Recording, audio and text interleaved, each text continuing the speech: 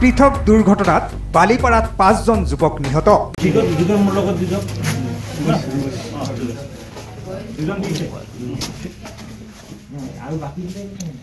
লগৰ কি হয় বাতিজন লগা হয়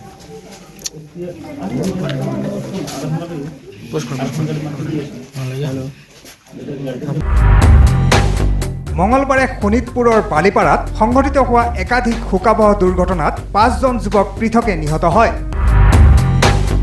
বালিপাৰাৰ একাধিক স্থানত সংঘটিত হয় এই দুৰ্ঘটনা আৰু নিহত হয় 5 জনকৈ যুৱক। শোকাবহ ঘটনাটোত নিহত হৈছে কাছেম আলী, ৰজ ইছলাম, বিপুল দাস, দেৱজিৎ বসুমতাৰী আৰু সৰফুং বসুমতাৰী।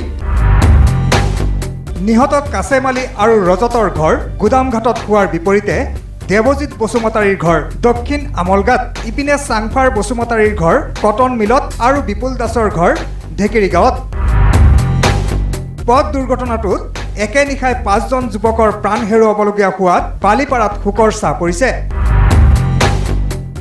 যোৱাকালি বালিপাৰা অঞ্চলত 5 বছৰীয়া ল'ৰাৰ কোন মৃত্যু খবৰ দিছে তাৰে আপোনালোকৰ কি কোন মোৰ ভাতিজি হয় ৰজ আৰু সেইটো আমাৰ আসাদুল ৰহমান ৰজ বুলি মাতে, এইটো নাম লৈছে চবেই। এইটো আমাৰ ৰজ আৰু আমাৰ আৰু জন কি নাম আছিলে কাছেম আলী, এইটো আমাৰ নিজৰে মানুহ হয়, মানে মোক বেয়াৰ ল'ৰা হয়।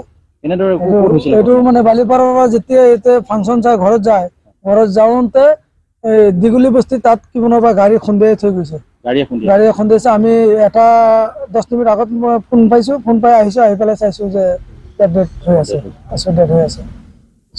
কোন জায়গা দীঘলী বস্তি আমাৰ গুদামঘাট গাঁও। তেজপুৰৰ পৰা অৰূপ কলিতা, দৈনিক অগ্ৰদূত ডিজিটেল।